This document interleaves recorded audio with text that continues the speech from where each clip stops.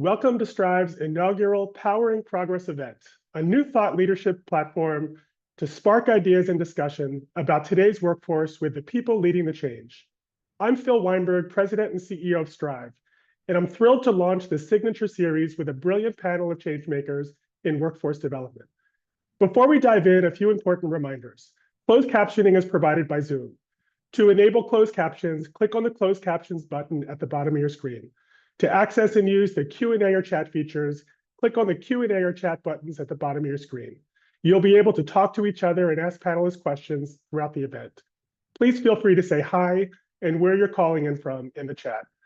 And so you're aware, today's event is being recorded. It's going to be a fantastic hour and a half. For those who may not be familiar, Strive is a national workforce development nonprofit headquartered in Harlem, New York, that's helped nearly 90,000 individuals launch meaningful careers over the past 4 decades. We do this through a rigorous evidence-based workforce model that helps prepare young people and adults for positions in 3 broad industry groups: healthcare, construction, and logistics.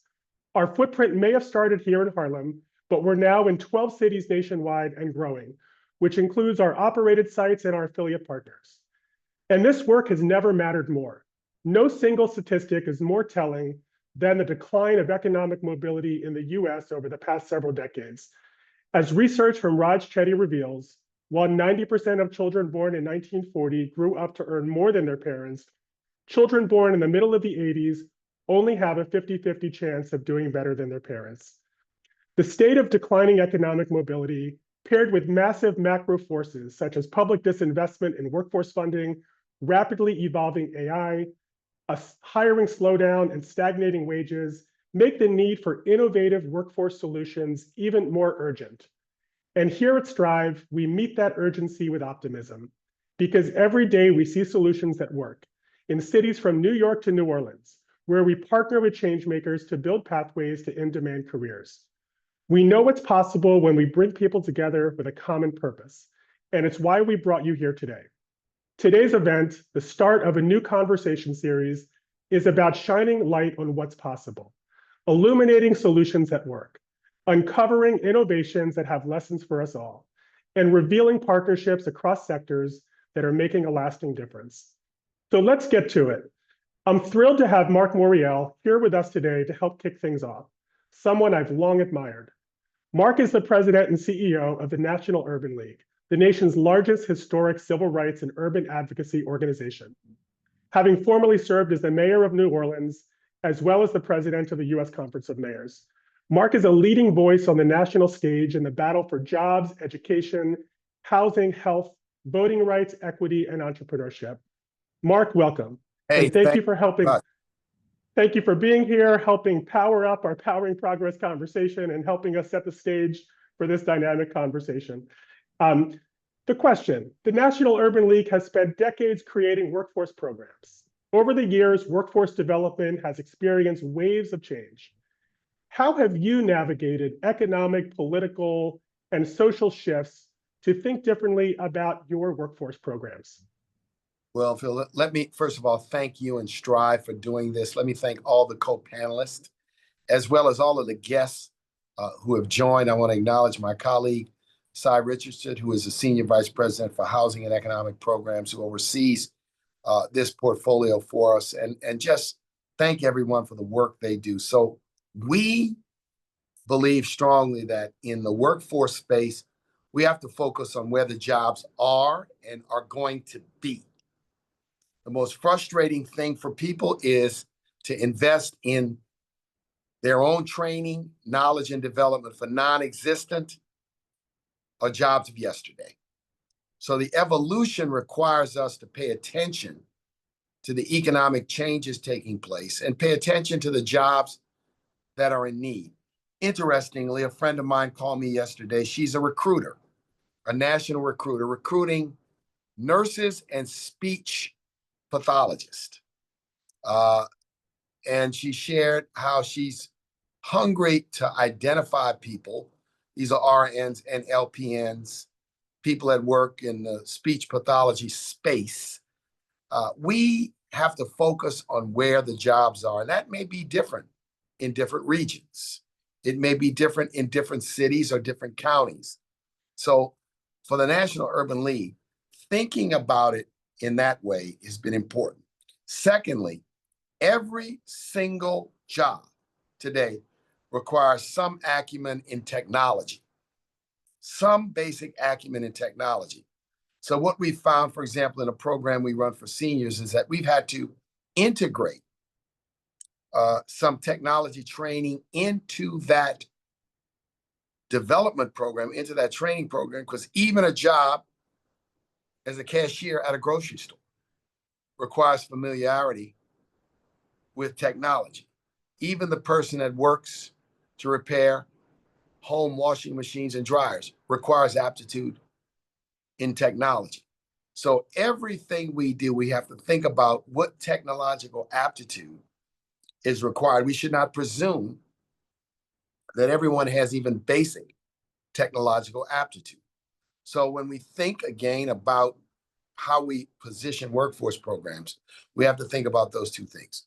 The third thing we have to do is advocate, advocate, advocate.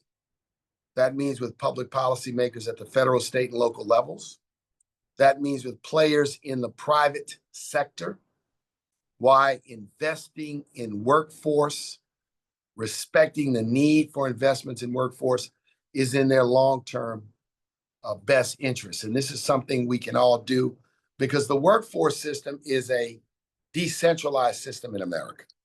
K through 12 education, community college and college are much more structured, regulated systems on a state-by-state basis. The workforce system is a freer market. Technical colleges, community-based organizations, unions, and others, some run variations of workforce development, adult education, job preparation programs. So it's harder for people to get their hands around what it is all about. So advocacy and continued education around policymakers about why it's important is something we must all continue to do. Thank you for that framing. And just to drill into that, why does this work matter, and why and how in times of challenge, how do you stay and where do you find optimism? So I like to think about the transformation of the American economy from an overwhelmingly rural economy to an industrial economy, now to an information economy. Had we not educated and invested in human capital, everything from apprenticeship programs to colleges and community colleges, everything from elite schools to HBCUs to community colleges, in the 20th century, America's economy would not have become the dominant economy in the world. It was our investment in human capital that helped us make our transition from rural to industrial, or rather from agriculture to industrial, from a predominantly rural country to an urban country. Now we have a transformation to the knowledge economy. And we're in competition with other nations who are investing heavily in technology, in artificial intelligence, in all of these things that are about the future. We have got to recognize that if we don't invest in our people and all of our people and invest in locked out and left out communities and Black and brown communities, if we do not, we will not be able to economically compete in the 21st century. We will fall behind. This is the call to action. This is as important as spending $1 trillion on the military. Economic advancement and security requires that we invest. After World War II, the nation said, well, it is in our long-term best interest, and we can debate this, to have the strongest military known to humankind. And that's what we invested in And that's what America built. In the 21st century, we need to have the strongest system of human capital preparation, workforce development, and education in the history of humankind. We need to frame it as that. Frame it as that in order to wake up the sleepy and nudge the complacent and give energy to those who do believe in what we're saying. Mark, thank you for joining us today, helping us set the stage. I so appreciate that call to action and grounding this conversation in issues of justice, equity, opportunity, and competitiveness for our country and for our economy. So your experiences and insights are precisely why we're launching this Powering Progress series to bring together leading voices who are focused on workforce development, who can elevate solutions to shine a light on what's possible. So we're grateful to you, and we're grateful that your colleague, Cy Richardson, Senior Vice President for Programs at the National Urban League, will be joining us today as a panelist. Hey, thank you all very much, and I appreciate the time, and with your permission, I'll be excused. Yes, so excused. Thank you again. With that, I am thrilled to introduce our panel, an exceptional group of friends, partners, and changemakers. Lynette Bell is the president of the Truist Foundation, where she leads strategic philanthropic investments that strengthen communities nationwide, with a focus on fostering economic mobility through small businesses and career pathways. Under Lynette's leadership, the organization has launched Where It Starts, a $22 million multi-year initiative creating long-term opportunities for entrepreneurs and job seekers, and the Truist Foundation Inspire Awards. Lynette, thank you for being here with us today. Nicole King is Executive Director of Community and Business Development at JPMorgan Chase. Featured regularly in the Wall Street Journal and Bloomberg, she's become known as Harlem's Banker, and she made history as the bank's first ever community manager, a pilot role that laid the foundation for a nationwide movement in inclusive banking. In spring 2026, Nicole will release her first book, Becoming Harlem's Banker: Lessons in Leadership, Resiliency, and Money. Welcome, Nicole. Brian Akar is Vice President of Workforce and Community Education at Northwell Health, New York's largest healthcare provider, where he leads transformative initiatives that create pathways to healthcare careers, expand opportunities, and strengthen the future workforce. Brian has spearheaded groundbreaking partnerships with the New York City Public Schools, including Future Ready New York City Initiative and the forthcoming Northwell School of Health Sciences. Welcome, Brian. And Cy Richardson, Senior Vice President for Programs at the National Urban League and a member of the League's executive team. Cy is an expert on housing, community development, job creation, and racial wealth equity, and is a sought-after thought leader on issues related to building a more inclusive economy. Cy, thank you for joining. Before we started today's session, I asked Lynette, Nicole, Brian, and Cy the same question. What does innovation in workforce development mean to you? As a way for us to get to know each of them a little bit better. And so they'll each share a bit about themselves in responding to this question before we dive into our panel discussion.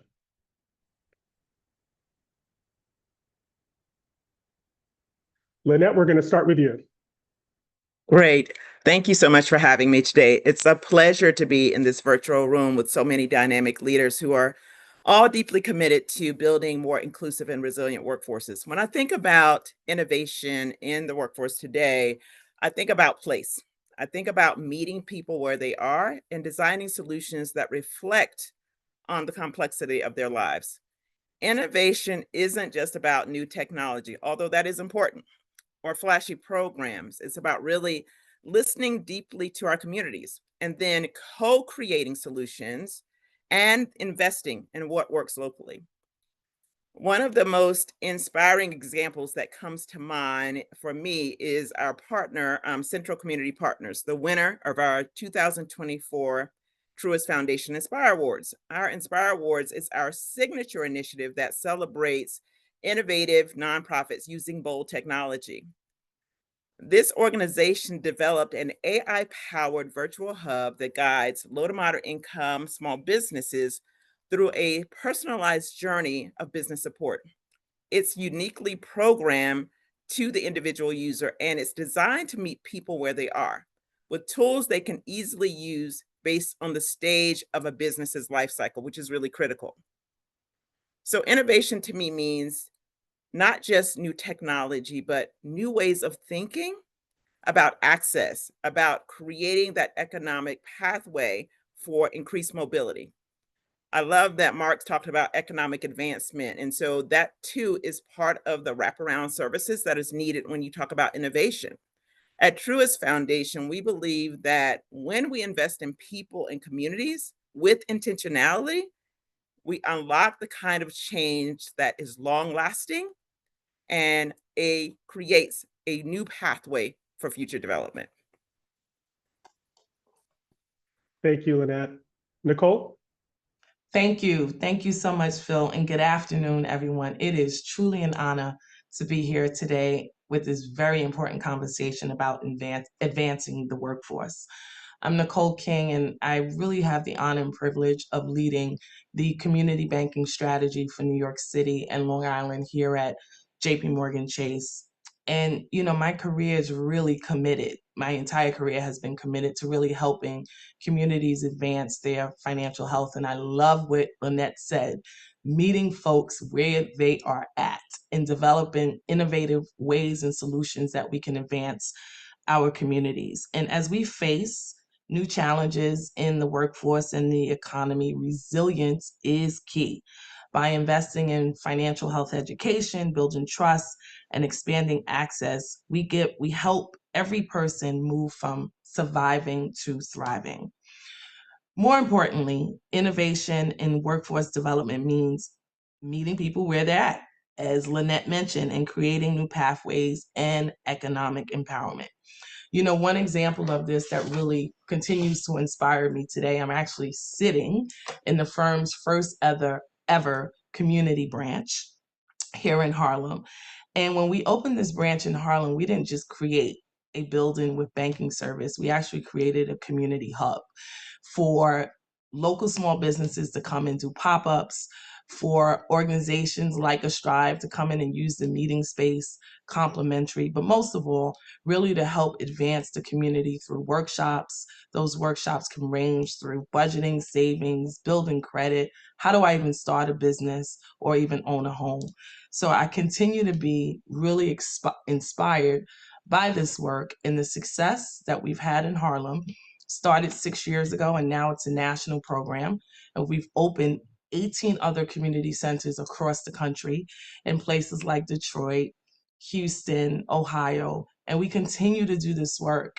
And I had the privilege of actually being the firm's first ever community manager, going through 17 interviews, beating out 32 candidates. But now it's a national program, and we have 150 community managers across the country. And pretty soon, we'll be in all 48 lower states, providing this access and these resources to communities. So really, really just proud, excited, and just thankful for the opportunity to lead this work for JP Morgan Chase and continue to innovate and really meet the community where we're at. Thank you, Nicole. Brian? Well, first, thank you so much, Phil, and to the Strive team. It is an honor to be here. As you mentioned, I'm Brian Akar. I'm the VP of Workforce and Community Education here at Northwell Health. And when I think about innovation in workforce development, it isn't just about doing something new. It's about doing what's needed to meet this moment. I love what Mark mentioned about the human capital piece, and those are things I'm going to reiterate. Because for me, when I think about this, it really means redefining healthcare education by reimagining how people access opportunity, how they learn, and how they see themselves in the world of work. In healthcare, specifically where I'm at, that innovation looks like starting earlier and actually thinking broader. So at Northwell, we're not waiting until someone applies for a job to actually invest in them. We're reaching students in high schools through initiatives like Future Ready and our new Northwell School of Health Sciences. These programs teach skills and they ignite purpose. because they show young people that they actually belong here and that healthcare can be both a calling and a career. Now, another example is MedVoyage, which is our high school immersion program on Long Island that gives students hands-on rotations inside hospitals. Here, they meet real clinicians, they learn about real roles from practicing professionals, and begin to actually see themselves as part of the care team long before they even graduate. And so that's what innovation looks like, that investment in human capital, as Mark mentioned. Because what it looks like is when it's rooted in humanity, we break down those barriers, we build confidence, and we connect education to employment in meaningful and actual measurable ways. So when I think about innovation in workforce development, I think of it as a true commitment to build systems to see people's potential before they even see it in themselves. Oh yeah. Thank you, Brian. And Sai? Wow. Yeah, no, I really love that. And just to put a bow on what's been said to this point, and again, your initial framing around justice, equity, opportunity, and competitiveness, those are the vectors that kind of animate our North Star, Phil, which is to narrow the racial wealth gap, but to kind of offer kind of intergenerational solutions. I think Mark kind of touched on that, but look, I'll kind of answer you directly. I think the temptation and tendency to overthink the challenge, and I'm long enough in this work to understand, it's a little bit like an old wine in new bottles, right? I mean, I think some things in a cyclical way become in vogue again. What we've learned and applied from things that have worked to scale. So I guess my point is, I think, and Lynette hit it on the head, wraparound services are the efficiency and most effective way to reach and serve and narrate folks who are resource scarce. And resource, I don't mean finance, I mean time. Efficiency is what we're hunting here. And the ability to kind of provide solutions at the right dosage and scale, at the right time, meeting people where they are, as folks have said, I think is the special sauce. Again, there are a number of innovative programmatic ways to carry that approach and that ethos. But my point is, I think the temptation to overthink it, to follow the philanthropic and funding community, sometimes being led almost, it feels like on a leash. I think coming back to what our permanent North Star, the alpha and the omega of our work, is built around upskilling, reskilling, and re-entering folks within the economic mainstream. And I think there are many different workforce development platforms to do that. I love to talk about some of those. Thanks. Thank you so much, Sai, and thank you so much to all of our panelists for those introductory remarks. So at this point, we're going to jump into some questions, and I'll ask these specifically of some of our panelists. And Lynette, if it's okay, I'll start with you. We've been proud at Strive to see firsthand Truist's commitment to place and to community, as you noted, through our partnership in places like Birmingham and Atlanta and beyond. And we know at Truist it started with a major commitment. And if you could share a bit about your Where It Starts initiative, your multi-year initiative to create long-term opportunities. Where did that come from? How did it come to be? Why do you see that as so important, particularly now? And are there lessons that other corporations and funders can draw from the work that you're doing in that arena? Yeah, thank you for that question. Absolutely. Where It Starts is our signature initiative that, as you stated, is a $22 million commitment to create long-term economic mobility in two key areas by strengthening small businesses and building career pathways in 5 cities across the country. What made this initiative so different was how it was built. We didn't start with kind of a top-down model, as my other panelists have alluded to. We started by asking, where does change really begin? And the answer was very clear. It starts in communities. I think Nicole said it, and Sai said it, and Brian has said it. It starts with trust, with relationships, and with people who know their neighborhoods best. We brought together national partners like Main Street America, Living Cities, and CALE, organizations that didn't previously ever work together, and asked them to co-create solutions with local stakeholders. That kind of cross-sector collaboration is what drives sustainable and scalable change.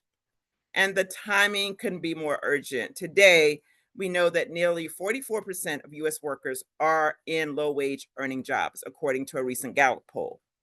And when you think about small businesses, nearly 30% of them fail within the first 2 years, often because of lack of access to capital, but also mentorship and those diverse and free markets. If we really want to eliminate or close the wealth gap and build a more resilient economy, we have to invest in the infrastructure for opportunity, especially in communities that are under resourced. The takeaway, I think, for funders is that we have to move beyond short term grant making and think like systems or field builders. That means funding capacity, not just programs. It means trusting local leaders. And it also means being willing to stay at the table for the long haul. This is not a sprint. We should be in it for the marathon. That was what was key for us as we started this initiative. Wow. Thank you for Lynette, that. you had me at hello. Sorry. No, it's okay, Si. If you want to jump in, please feel free. No, I mean, I think she said it all. Can't improve upon that. I think the marketplace is dying for that kind of approach and value-laden ethos. So well done. Thank you, Si. I think we can all agree that the foundation of trust and relationship and partnership, particularly where there's shared values and a commitment to advance common objectives, is so critical as a core ingredient to making any kind of lasting change. But it's a lot easier to say than to do. And Brian, I note that that the work that Northwell is doing in building a school and working across systems requires a level of partnership. And as Lynette was saying, kind of long game thinking. These are not quick wins. These are system level initiatives and investments. And if you could share more about how that initiative came to be, and what lessons you think can be learned about creating a multi-partner, multi-stakeholder, long-term initiative to build new talent pipelines. No, absolutely. And thank you. Yeah, it has been an incredible journey, to be honest. And so, Northwell School of Health Sciences really began with one simple idea that education is health. And so if we want healthier communities, we truly have to start by creating pathways that connect learning to opportunity, as Lynette mentioned, in those communities. So especially for students and young people who might not otherwise see themselves in healthcare. So several years ago, we were invited by New York City Public Schools as well as Bloomberg Philanthropies to help design a high school model that didn't just prepare students for graduation, but for a life of purpose and possibility in healthcare. So what started as this conversation truthfully turned into this full partnership, which combined the city's educational reach, right, obviously the largest school system in the country, with Northwell's workforce expertise and deep community ties. So it was like a match made in heaven, to be honest. And so the result has been something that is, I know we throw around this word a lot, but it has been transformative. Like the school just opened September 4th in Queens. It's a first of its kind high school, co-led by us as well as New York City Public Schools. And students are going to earn college credits, get industry recognized credentials, and hands-on hospital experience before they even graduate. So what I've learned through this whole process is that, we talk a lot about innovation, but that real innovation happens at that intersection of trust, time, and teamwork. This is something that didn't just happen fly by night. It took years of alignment across educators, we had hospital leaders, policymakers, and of course, philanthropy. Philanthropy was big in this to actually get here. And yet, when we all centered on this one shared goal, expanding opportunity, the vision is something that just becomes unstoppable at that point. And so for me, this work is really more than developing workforce pipelines, which honestly, let's be honest, it's important, right? But it's about pathways to belonging, right? We're creating a future where every young person in New York City can see a place for themselves in healthcare, not as a distant dream, but as a tangible, achievable reality. And that's really what the school does. Thank you for that. And for the young people that you're working with, are those pathways that they otherwise had been envisioning or exposed to for themselves? Well, whether they've been envisioning, who knows, right? I mean, a lot of times when you think of healthcare, it's a doctor or nurse, right? So typically they'll think of one of those, but the pathways that we've designed, one is a pre-nursing pathway, right, which leads to LPN. medical assisting, behavioral health and mental health, as well as healthcare administration. And so what we've done is we have a nice balance of clinical opportunities as well as non-clinical opportunities that really take care of it's hard to say the whole healthcare ecosystem, but a lot of the healthcare ecosystem that anyone who has an interest in healthcare can definitely find a place there. Thank you for that. Unless there's other comments by the panelists. Nicole, did you want to jump in? I just want to say I'm smiling on the outside and inside, Brian, because my mom was a nurse. So just to have young people have that access and opportunity, it's life-changing, and it's incredible. So thank you for that great work, because I'm beneficiary of a mom who was a nurse. I love that. Thank you. So Nicole, why don't we stick with that theme and stick with you off mic? I think one of the themes that's coming through loud and clear is the power of these partnerships with bold ideas and kind of big thinking about what's possible. And we've now heard from ways in which different sectors can play leadership roles and support roles: philanthropy, the civic sector, employers, corporations. And then, of course, there are many of us situated in community-based organizations that are often the front door for people who are looking to take a step forward and may not even know where to go. Now, you've been called Harlem's banker. Strive was founded in Harlem, and we are indeed exceedingly proud to call you an alum of Strive. Yes. And so perhaps that can illuminate for this conversation, how did a community-based organization like Strive play a role in your becoming what is JP Morgan Chase's first ever community manager and launching into this national initiative? Yeah, so I'm dating myself, but that's okay because it's worth the cost. So I graduated from Strive 29 years ago. And I found out about the organization because I was looking through a penny saver, if you will. And, I was a young woman that really didn't have many prospects, right? I was trying to figure out what was next in my life and what I wanted to do. I knew I was done with waitressing. And I entered into the Strive cohort program, and it was a life changer for me. Strive really talking about wraparound services. The community of Strive really wrapped their arms around me, really helped me understand my possibilities. So Strive taught me accountability. You all gave me confidence. You helped me understand that it's okay to show up authentically as myself. So those are like key fundamentals of how I view myself and how I continue to move through my career. I just celebrated 17 years at JP Morgan Chase, pretty much rose through the ranks here. And I like to credit Strive with a lot of my career foundation. You all taught me the hard skills. And financial health education has always been a passion of mine because it wasn't really spoken about at my dinner table. But now I was on with confidence. I was on with integrity. I was on with understanding that I am enough and I can show up as my authentic self. And like I said, I credit Strive with that.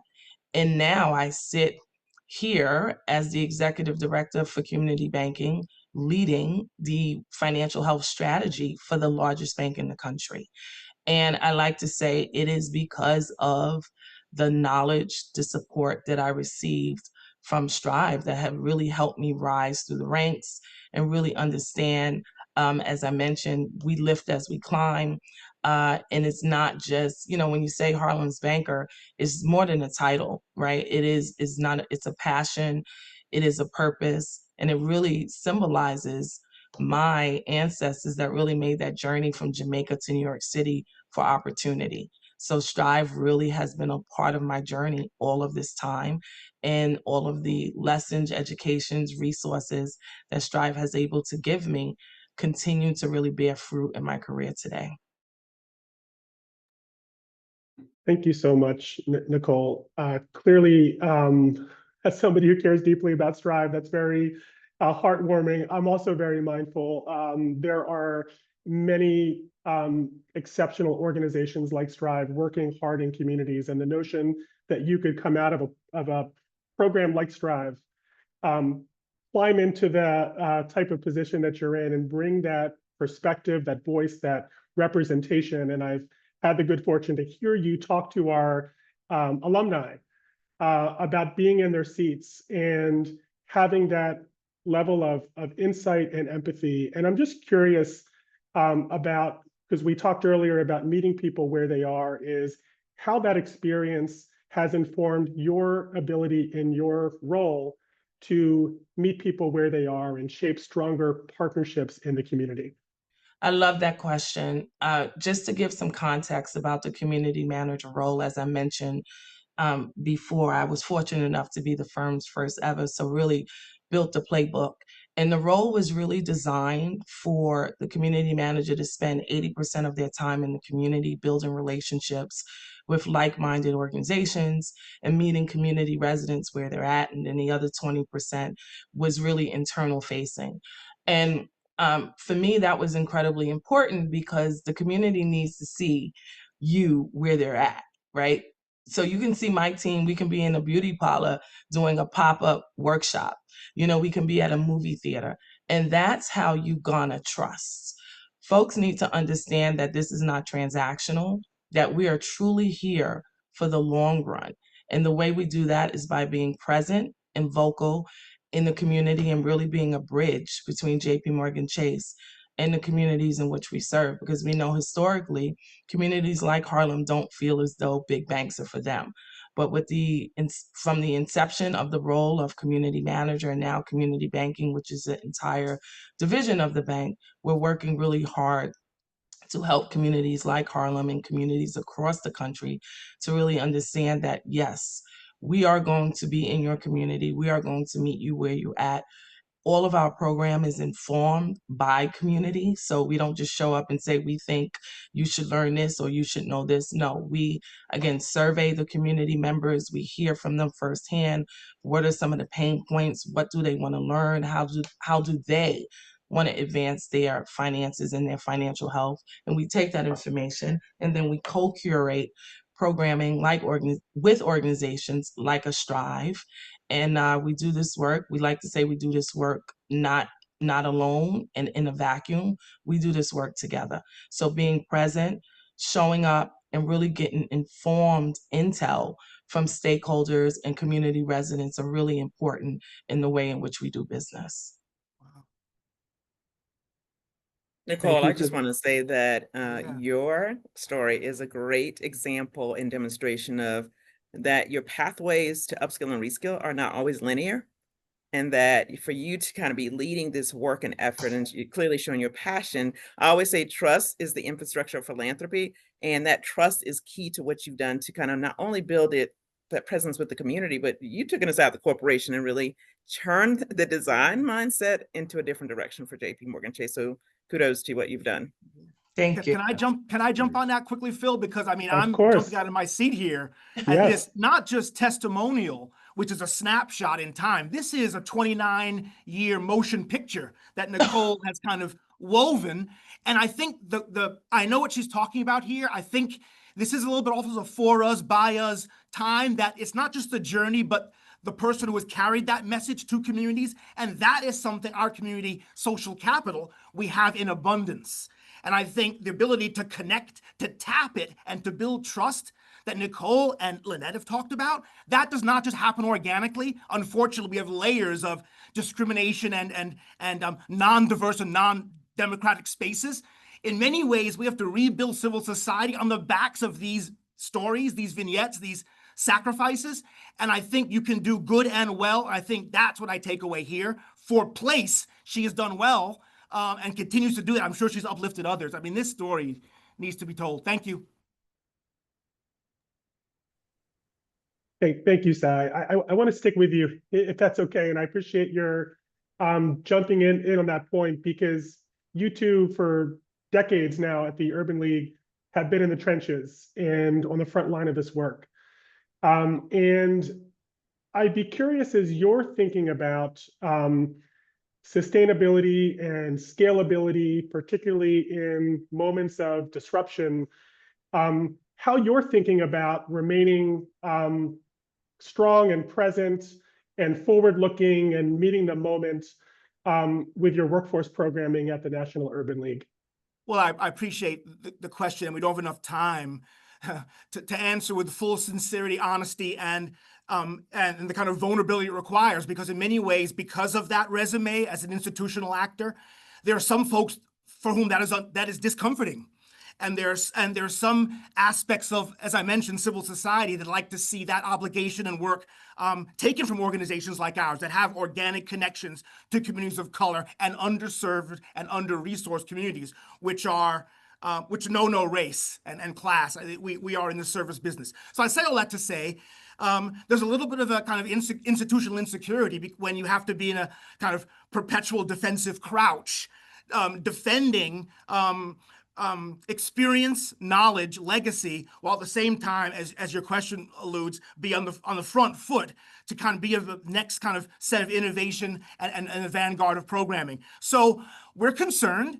I think Mark does well to lead us with humility, experience, and maturity. But I think, as I mentioned, we have a perpetual North Star, which is to bring people into the social and economic mainstream in all its vectors. And so there are barriers, seen and unseen. I think your point about measurement is important. Again, the philanthropic community, Truist and others have been and JP Morgan Chase have been very good to the Urban League, privileging the rigor that it takes to do programming. We're not, cutting corners here. This is very important, a data-laden transaction. But the thing I'd like to say, though, is we're really interested in not just in a set of transactions strung together. It's what are the true outcomes? What do folks go on to do with these interventions and programming? And I think that longitudinal investment, Truist, JP Morgan Chase, we don't need episodes. We need that elongated motion picture Nicole was talking about. And I think partners who understand that approach, and it's not novel, it may not bear immediate fruit in terms of the impact data, but over time, the longitudinal impact with institutional actors, that's where the action's at. And many of the folks who get that are on this call, so I appreciate it. I just want to kind of just jump in really quick. Of course. I think that's such an important point around that this is definitely the long game, right? Especially in some of the work that I'm involved with. When they get out of high school, some of them aren't, let's be honest, not everyone's going to college, and that's okay. But if they are going to college, we talk about ROI often, my ROI may not be coming until 4 or 5, 6 years later, right? And so what's great about Northwell is we've been patient enough to recognize that this is a long play, because it not only is going to be helpful for the organization, but it's also helpful for the industry as a whole. So I just wanted to highlight that Sai mentioned, because this is, for folks who are looking for a quick fix in this space, that's not the right mindset to have.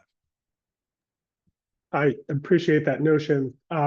It's also a relief for many of us who are always in search of the silver bullet, the quick fix. And indeed, this is the marathon. This is the long game. All that being said, there is ROI to focus on, and there are outcomes to measure. And certainly choosing the right outcomes is an important part of the equation. And Brian, in your complicated multi-party partnership that is playing a long game, what are some of the outcomes that you're looking to measure, particularly when you're pulling together a diverse set of stakeholders? Yes, when I think about outcomes, and specifically, I often talk about this whole redefining healthcare education piece. It does start with kind of redefining what that partnership looks like. And so the outcomes could be, yes, anecdotal around, yes, they enjoy coming into the spaces, they're learning about healthcare, have a program where, individuals who are learning about healthcare and they recognize, you know what, this isn't for me. That's actually a win, because I often joke that, I just save their parents a boatload of money so they don't go to school and waste money thinking that they want to become a nurse when they don't really want to be around the sight of blood. And so when I think about that, it's, the resources here are important. but it's also really about who has the most alignment. I think about this partnership piece. And so when we talk about outcomes, the right partners share a belief that education and workforce are not these separate systems. This is one ecosystem that creates opportunity, mobility, and ultimately, to your point, better outcomes. I'll talk about one program, another different program than I mentioned earlier. So the mindset of this, it led to another initiative that I'm very proud of called Med Voyage. And it started, truthfully, I started this thing, no budget, no staff, just a vision. Want to give high school students on Long Island an immersive hands-on introduction to healthcare careers right inside of our spaces. So I wanted to build something that was mission driven and margin minded, because we got to be mindful of that. But it's a model that could scale sustainably. And so these things don't happen without partnerships. And they make it possible. The folks who made it possible were folks internally. So I have execs like, John Zendak and Jason Tan and Chris O'Brien. They open their doors. And on the education side, Mineola High School and Academy Charter. And now just recently, actually, before I got on this call, Bethpage High School is now coming on board. They said yes, because they saw the value of what giving students a real world purpose-filled experience could look like. So we're creating something that bridges the classroom and careers in a tangible way. And I think those outcomes in a way could be very knowledgeable, right? So knowledge-based, like, hey, I learned that I do want to do this, or I don't. Or very similar to, after I get out of high school, I'm going to come work for a space in Northwell. Or after 2 years or after 4 years, they come and they get familiar with us. So when we think about that, and we're then looking for partners, I'm looking for three things. We have commitment, creativity, and community impact. And so commitment, I need folks committed to that work, right? Creativity to navigate barriers, because as we all know, none of this is easy, right? And then having the shared focus on outcomes that actually matter. Job placement is important, obviously, but it's not just that. We need to think about belonging, confidence, and long-term economic mobility, which is something, Lynette, I heard you say earlier, which is so, so important. And this vision for this work is really clear. I have this whole 10 by 10 for 2030 vision that I have. And my goal is to really have 10 hospitals and 10 high schools across Long Island participating in Med Voyage. And this model, what I'm hoping to prove is that innovation doesn't always require new funding streams. But I'll be honest, full disclosure, I could use some philanthropic support, right? So if there's some interest, by all means, I'm not turning that down. But sometimes it just requires leaders who are willing to believe in what's possible. So those are some of the outcomes that we're looking for, and hopefully that address your question. Thank you, most certainly. Before I jump into the next question, let me see if anyone else wanted to lean in on that. Lynette, I'd like to come back to your reference to the Inspire Awards, one of the signature initiatives for Truist, and you mentioned one of the recipients. And these are organizations that are advancing workers through career navigation and workforce development. What are you seeing from these organizations that you're excited about? Yeah, thank you for that.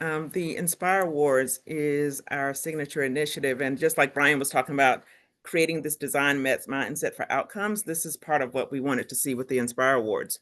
At Truist Foundation, we believe in giving a visual demonstration of supporting innovative organizations. We want to say that we see you, we support your vision, and we're here to help you build what that means and what's next. So the idea behind this was simple. It was, what if we go beyond just check writing and actually work alongside organizations as they scale their boldest ideas? So we teamed up with MIT Solve to find nonprofits and ask tackling questions around workforce challenges, about creativity, boldness, empathy, and creating, of course, that deep understanding, as everybody said, of the communities they serve. And so this year we focused on those mid and late career adults, people who are often overlooked in workforce conversations, but who are really navigating some of the most complex transition in today's economy. I think Sai talked about that pretty well, as he talked about all of the problems that exist in the economy. But that one, for that particular sector, mid and late career adults, is really critical. We're talking about nearly half of the US workers who say they're not confident that they have the skills to succeed in their current jobs. It's a signal that we need to rethink how we support workers at every stage of life. And what we're seeing from this year's finalists is nothing short of extraordinary. One of our nonprofits is helping skilled tradespeople become teachers, passing on their craft to the next generation. Another nonprofit, and we have 5 finalists, by the way, in this, that we're going to do this live pitch on November 12th. So we're really excited about this. It'll be at the Carolina Theater in Charlotte, North Carolina. It'll be also live stream. Another nonprofit that will be featured is turning deconstruction into a green jobs pipeline. We know that being focused on how you build that career pathway is really critical. And so another organization that I really like also is training senior citizens on how to support call centers, which again, call centers have a high level of turnover, if you don't know, particularly for our sector of business. I'm sure Nicole can talk about that for JP as well, but call centers have a big turnover. And so training senior citizens to actually come in, get that technical skill, but also support it is really critical and important. These aren't just programs for us, they're blueprints for what's possible when we as funders invest in people with purpose. So for us, that means funding, yes, but it also is coaching, the storytelling, leadership development, and a community of peers who continue to connect and help each other scale. We know that solving big problems takes something more than a check. It takes trust, time, and of course, as everybody on the panel says, partnership. Phil, can I just jump in real quick? Because that had me Please. thinking there that we're on to some of these wonderful solutions that have the scaffolding available to us, but there's some inherent tensions in getting to that kind of promised land. In the broader sector, we're contending with this false choice: do we serve people or places, for example? And the through line here within the workforce development programming is, how can we dismantle, and Brian talked about this a little bit, between this tension between learning and earning. There can be some kind of simultaneous opportunities for folks to be able to be in the workforce while they're attaining credentials and applying that as they go, rather than the traditional sequence model where you learn, then earn, and accelerate. I think that will be an innovative part of the ecosystem that we're going to have to account for. And I think there are a number of innovative programs that have internships, placement, where folks are able to maintain their income status while gaining skills, knowledge, and applying it in their career pathway. But I think we have to dismantle and reject that traditional form of sequencing where you gather skills. Again, the traditional 4-year college-based collegiate experience that most of us had, that also needs to be reimagined. Just again, trying to be provocative, but also some of these concepts are embedded in some of the programs that Brian and Lynette talked about. I think that's so important too. And then it gets into regulation after that, right? And so when they can then come into the certain workplaces. But I just wanted to reiterate, that is a huge point. And we see that often in the education space now too, because a lot of students, as you all know, are kind of bucking the whole 4-year degree model, right? And obviously I went to college as well, but sometimes it just doesn't work for folks. And so how are we going to be able to kind of balance that out? I think some of the things that you mentioned are going to be crucial going forward.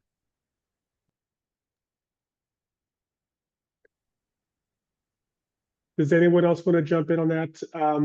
Otherwise, I may pull Nicole into this, because Nicole, you were a testament and a testimonial earlier to the reality that there's not necessarily a linear path. And I do appreciate your comments, that oftentimes we get kind of locked into either or thinking, when in fact it's both and. And so how do we think about sort of, thinking with abundance as opposed to thinking with constraint?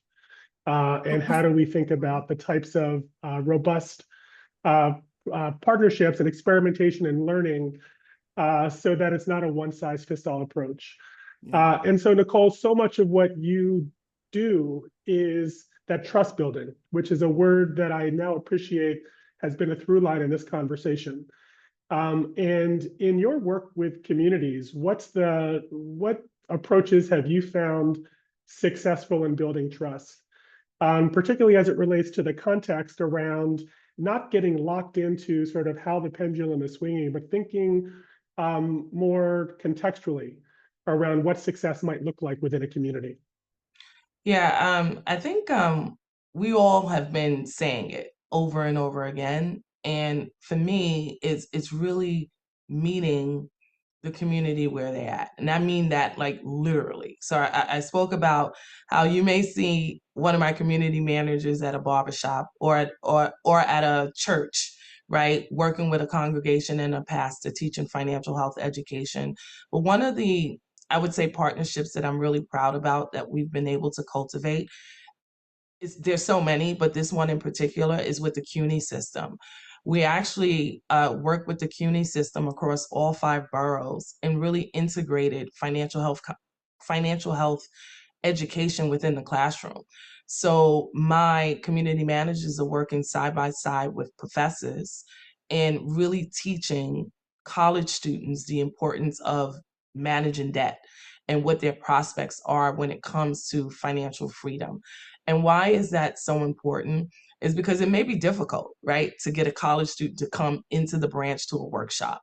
But the one thing you are going to do is you are going to show up to class because you do want, right, that grade. And the best thing about this program is that they receive college credits. So not only is it embedded into their curriculum, we also provide them with one-on-one financial coaching with a coach and a financial mentor that really helps them. So when we're talking about innovation and meeting the community where they're at, we constantly look to our partners to really understand and learn from our partners, what do their constituencies want, right? How can we really show up as JP Morgan Chase in the community and really make sure that we move the needle collectively with our partners and not leave no family, no individual, or no business left behind. And we continue to innovate. We continue to look for ways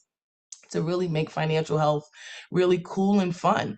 Last week, just recently, we just did a finance and football event at Mega Everett's College where we partnered with the NFL and Visa and the card business for JP Morgan. We brought 2 NFL superstars, and the kids were so happy to hear those NFL players talk about their financial journeys and help them understand that they are not alone. And you may have some financial missteps, but just because you made a mistake, just because you didn't learn it, as I didn't at my dinner table, there's still time. Now we know, right, the studies and the stats show us the way to build wealth is over time. So it's never too late.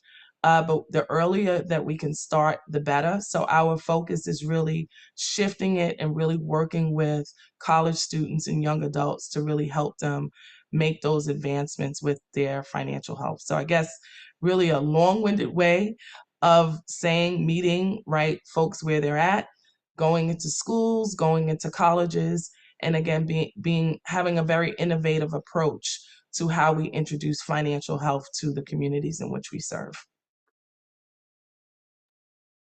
Thank you, Nicole.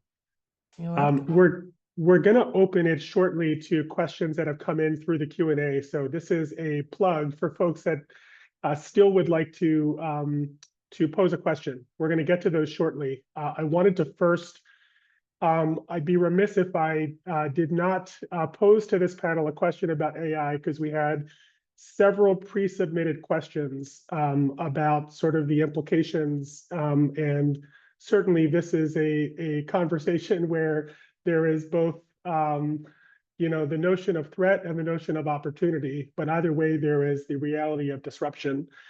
And so just wanted to open it up to these panelists, how within your purview have you been thinking about the role of AI as it affects our labor market, and certainly as it affects the ways in which we need to come together and support an inclusive economy?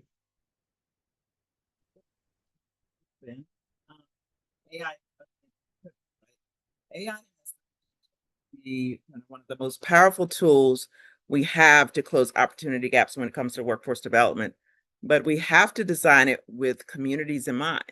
We cannot do it in a silo, just programming with the tech team and saying, okay, I'm going to program it with the algorithm, but you got to think about designing it, again, cross-section, cross-collaboration, partnership with communities in mind. And so for an example for us is that when we talk about workforce development, and again, back to the Inspire Awards, we have a finalist out of Atlanta called Integrity Transformations that develop Best Fit, which is a digital platform that uses AI to connect adult learners with wraparound services. And so when I say wraparound services, these are also some barriers to success for people trying to upskill and reskill. But this AI platform provides childcare, transportation, and housing so that these workers can actually complete their training. I think Sai talked about the complexities of training and being able to work as well as train and earn income at the same time. This gives them that opportunity and the ability to succeed in the workforce. So really important to bring AI into the workforce development in a way that supplies support and eliminates existing barriers. Another finalist that is part of the Inspire Awards is Free World, is using AI to rescale formerly incarcerated individuals and match them with high-wage trucking jobs. And again, it's a really neat concept that they've created, that you're in this virtual world, learning all of the skills needed for the trucking industry. And it's not just about driving trucks, but it's also about the rest of the sector. When you have loads, it's so much to learn. I was just really blown away when I saw it. They're using tech to train, not just to train, but also to transform lives. These are the kinds of solutions for me that reminds us that AI isn't the innovation, but access is. And when we use AI to expand access to opportunity and support, it gives the dignity that's needed. So we're preparing people for the future of work. We're building a future that works not for some, but for everyone. I love I that. love that.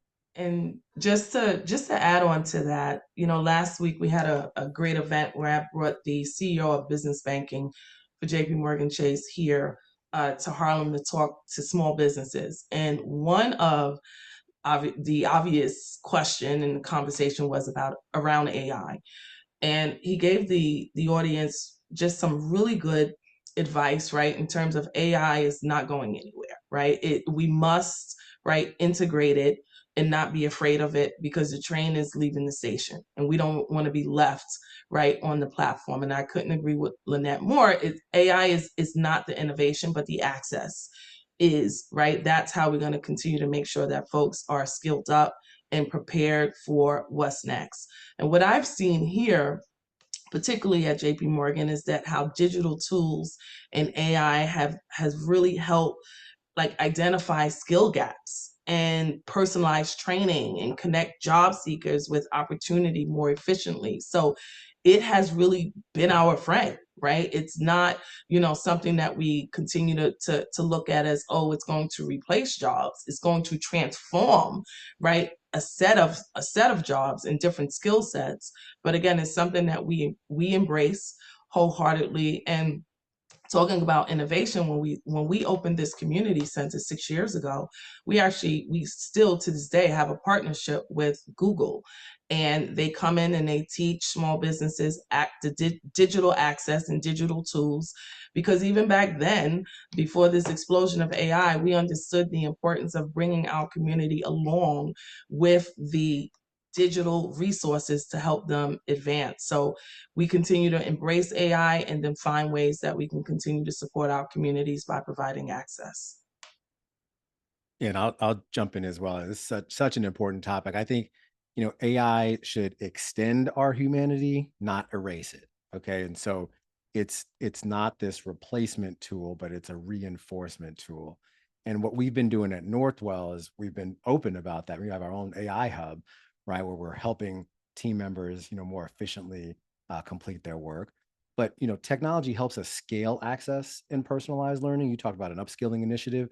I did one of those last year as well. We did an AI upskilling initiative for folks in our tech space, and it went off very well, right? And because now they're able to, 'cause let's be honest, some of the work that they're doing is very intense and very labor intensive.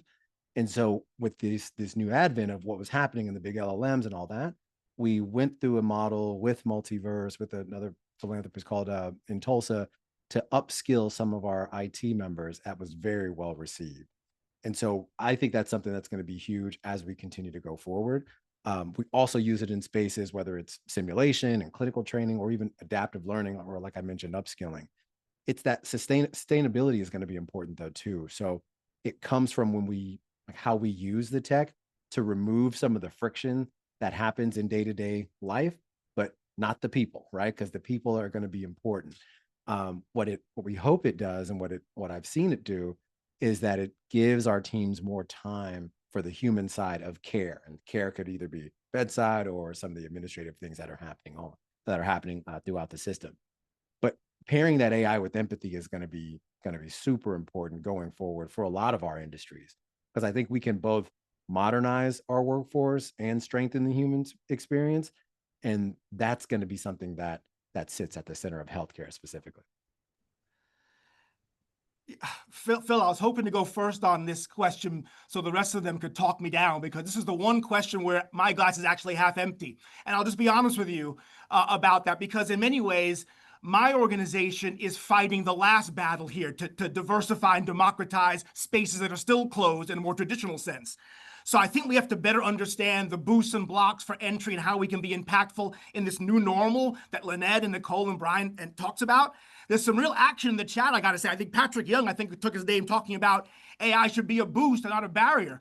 I get that, but for the Black community, it can't be at an exit velocity where you can't, you're rushing into the future that you can't even breathe. So I think there's a scale to this question, and I think we have to take bits and pieces of it, how to prepare to participate. How do we ensure that the economic wants, beliefs, and desires of Black and brown people are embedded as use cases in the ecosystem that's being built today? And how can some of those builders and quality control personnel, how can they reflect the communities? This is clearly the future. I think we risk being left partially behind if we don't lean into this question with thoughtfulness, curiosity, and purpose. So I appreciate that. I was hoping to go first so that I could get all these notes from what Lynette and Nicole and Brian said. But again, that's where I think Mark would reasonably say our mindset is as a movement for Black America. How do we learn and adapt the mistakes or the lateness from the last great unpleasantness to ensure we participate as full participants this time? And I think many of the folks on here are helping us, Lynette, Nicole, are helping us do that and understand that. But I appreciate the question. Thank you, Sai. And I just want to create space for anybody on the panel who wanted to jump in to address the comments that Sai just raised.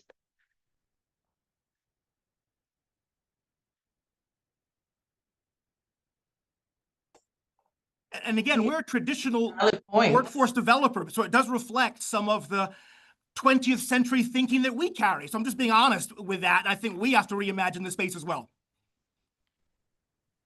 Yeah, I think Sai made some really valid points. I think that we have to look at all communities and figure out where's the right build for the ecosystem so that training happens, that we're not just sitting back waiting for the opportunity, but taking advantage of it now. And so, yeah, I love the fact that there's organizations doing the training for that kind of skills-based hiring, because I think this new wave to the new technology platform side is going to be more about skills-based hiring, to your point, versus traditional kind of degree programs, waiting 4 years and then boom, 10 years I'm in the job and now I get the opportunity. I think apprenticeships have to be created as well when we talk about making sure all communities get the opportunity to come along in this new era. Thank you for that.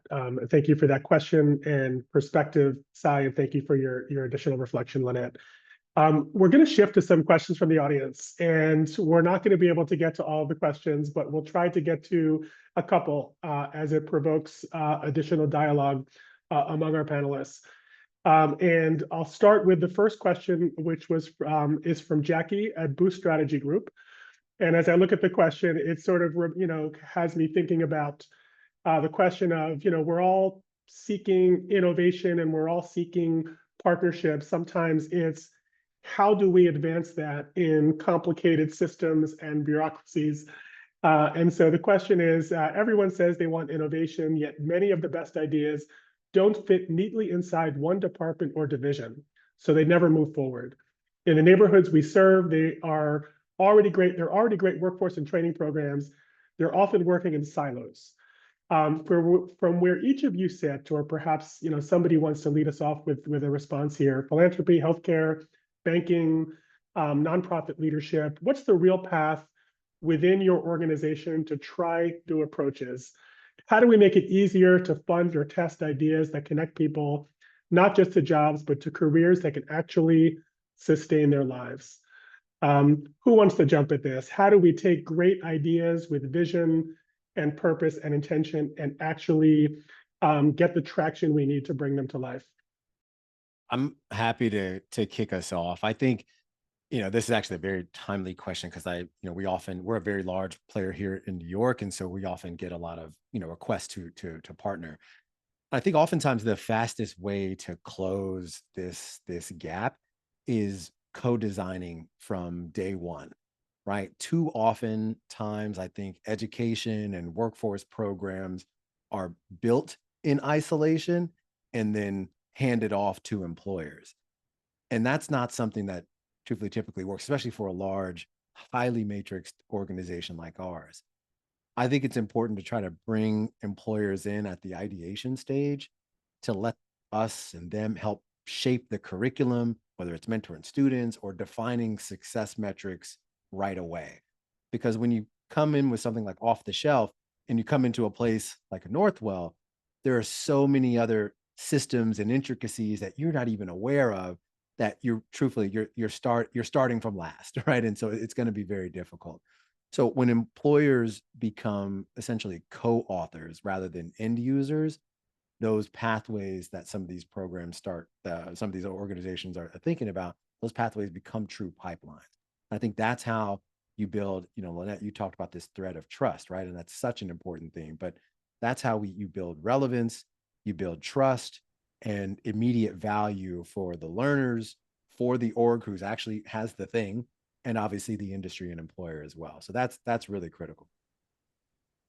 Can I just Brian, add? you stole. Oh, sorry, go ahead, Lynette. Oh, I'm sorry. I was going to say, Brian, you stole my idea.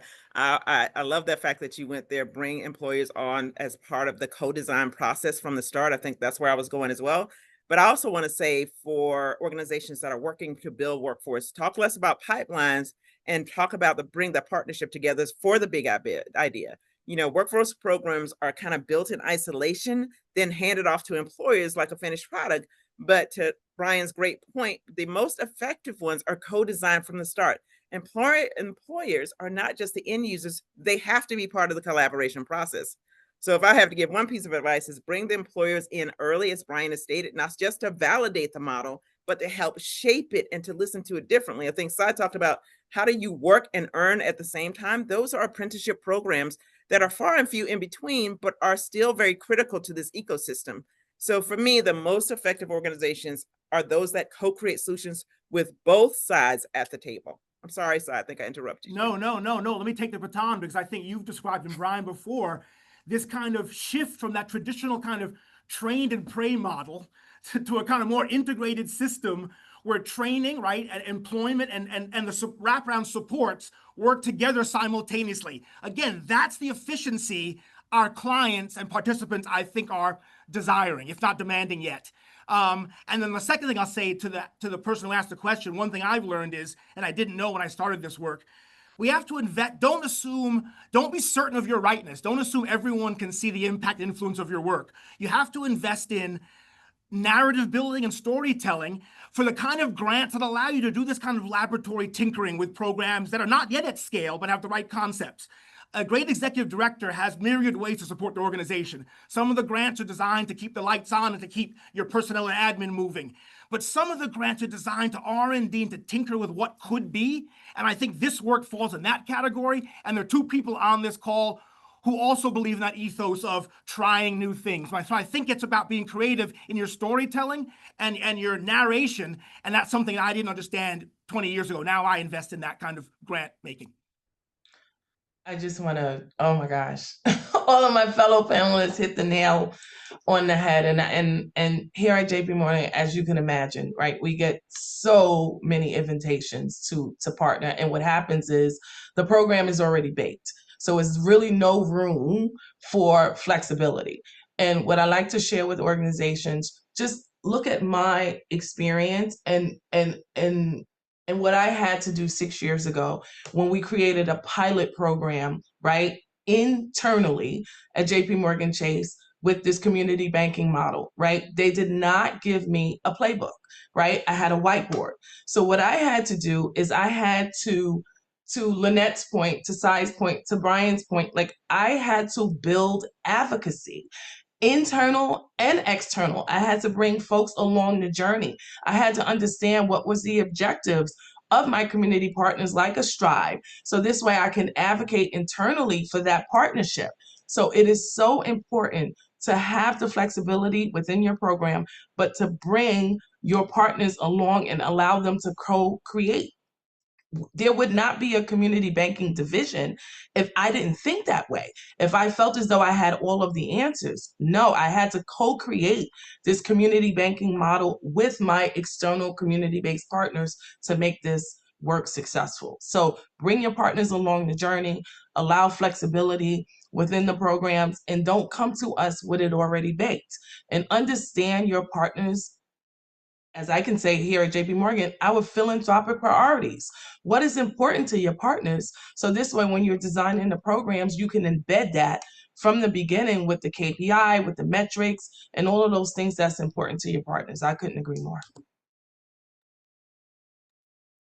I'm going to take your own advice and reach out to you about MedVoyage then, Nicole. So, Yes. Okay. I want to, as I'm mindful that we're approaching the time, and before I ask our panelists if they have a closing thought they'd like to share, there were some other questions that came in the chat around.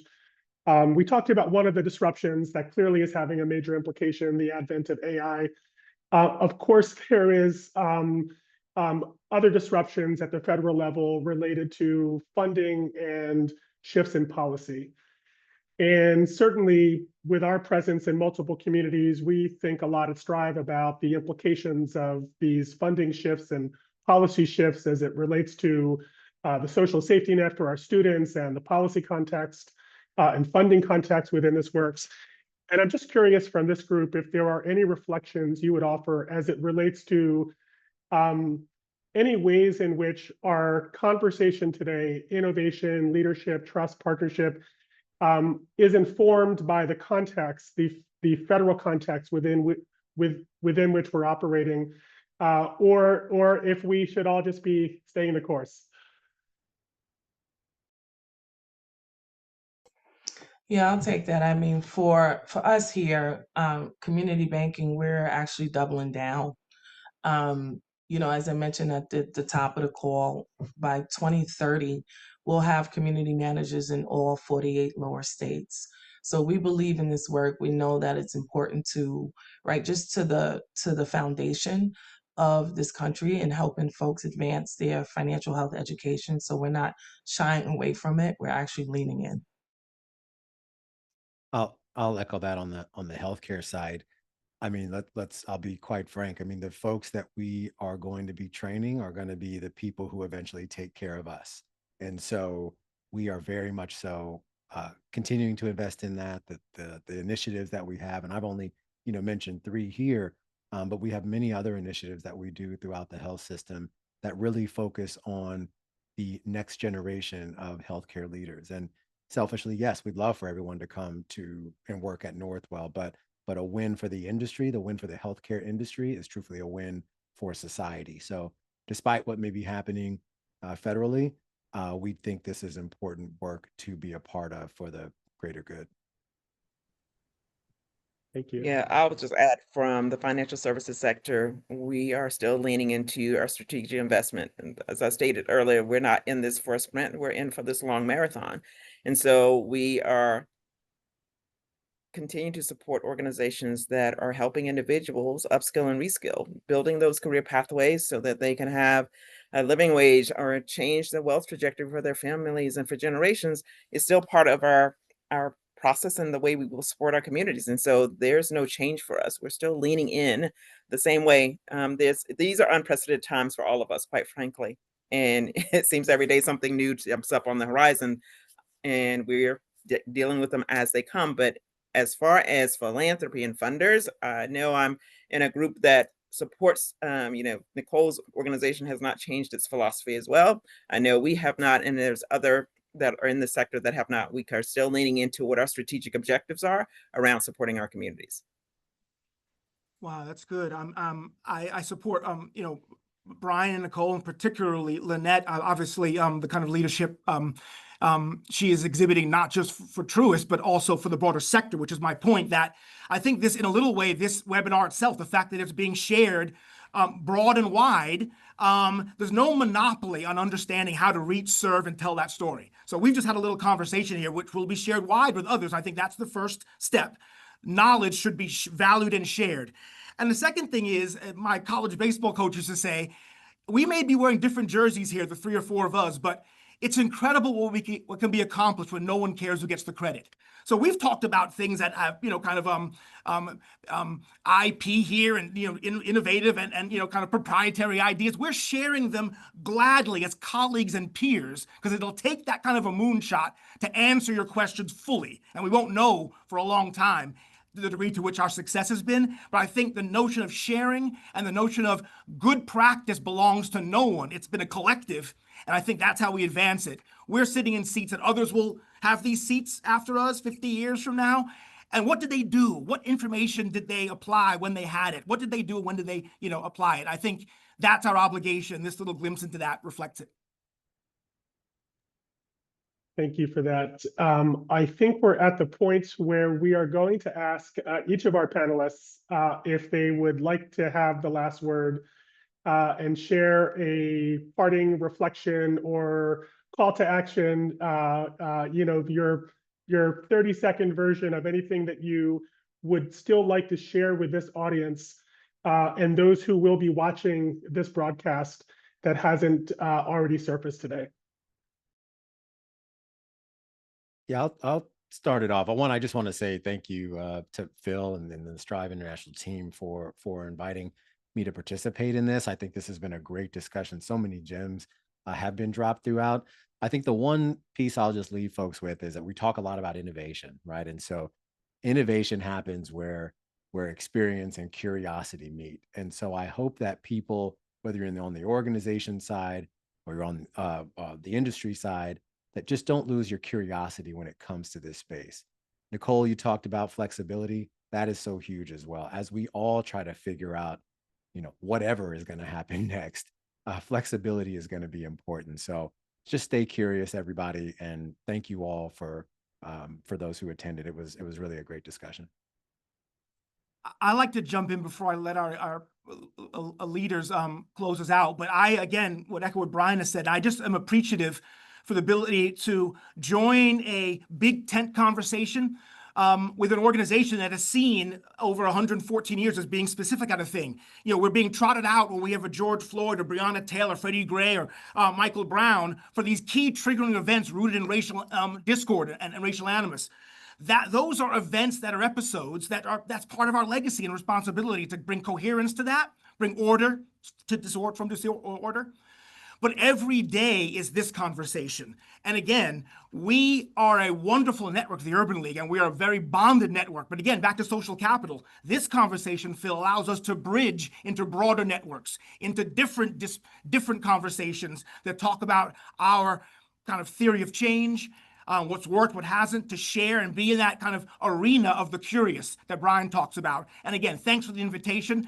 Many folks have worked hard to ensure this seat is available, and Mark and I, my colleagues, will take it every time. Thank you. Thank you.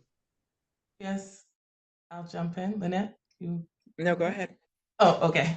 I just, I am inspired, right? I am inspired by this conversation. I want to thank you, Phil, for your leadership and the entire Strive organization. I'm not only inspired because of the leaders that I'm in conversation with, but I'm also inspired because here I am sitting in the seat 29 years later after I graduated, right, from your program and the great work that you're still doing and expanding. And I'm so proud that we are stacking hands with you, expanding our partnership across where Strive goes. JP Morgan Chase is there to partner. So I just want to say thank you again for your leadership. And then I also want to leave just the audience with, we are striving to be the bank for all, to be easiest to do business and to be trusted in our communities. That is my remit.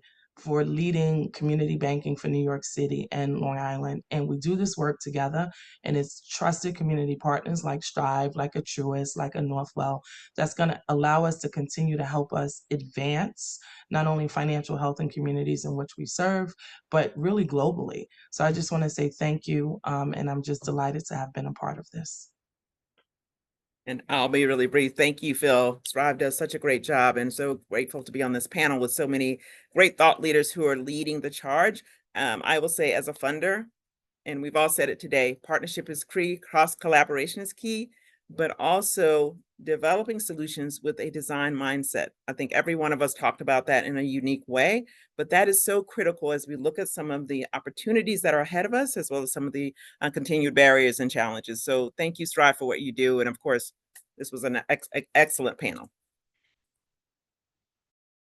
Thank you so much. And if we were not in a virtual room, I'm sure we would all be joining in ovation and in appreciation for this incredible, insightful,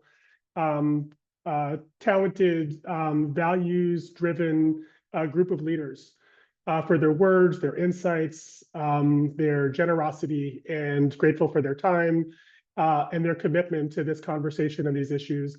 And I want to thank all of you who've chosen to participate and be such active participants here today. We were not able to get to all of the questions. We were grateful for the kind of level of activity and engagement, but we will be reflecting on them and building them into our future Powering Progress events.